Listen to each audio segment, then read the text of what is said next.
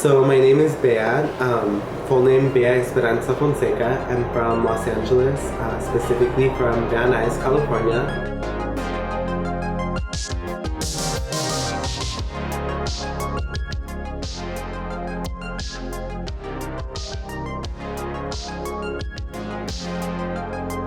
I'm Mexican American.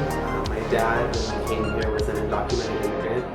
And when I was younger, I went through the struggle of him being detained by ICE, being told that he was going to get deported, and fighting that case.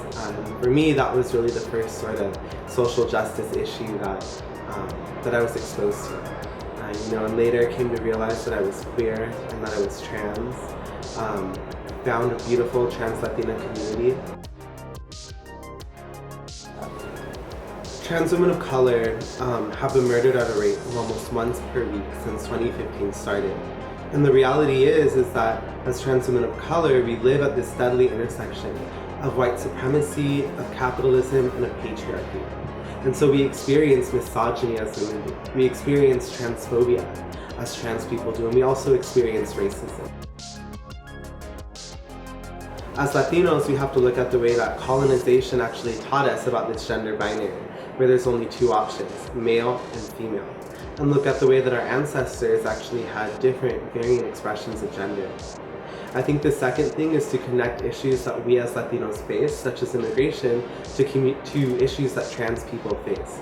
For example, the fact that there are currently over 75 trans women being held in male immigration detention centers right now as we speak, who are getting sexually harassed both by inmates and other guards, and then are placed in solitary confinement, ICE says, for their safety, but we know is torture.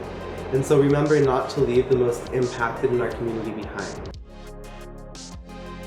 My pronouns are she, her, mis pronombres son ella. Some people prefer she, her, he, him, they, them. It all depends on the person, right? And fundamentally it's about our right to self-determine our own gender. So never be afraid to ask someone what pronouns they prefer. Liberation from violence, liberation from the violence of the state, such as mass incarceration, detention, liberation, where we could be ourselves without facing violence. We know that Jenisa Gutierrez this year, who was an undocumented trans-Latina woman, interrupted Obama in the White House in front of a celebration about gay marriage to call attention to the ways that undocumented trans women are currently being detained and tortured. We need to be inspired by their bravery and walk with them and honor their leadership.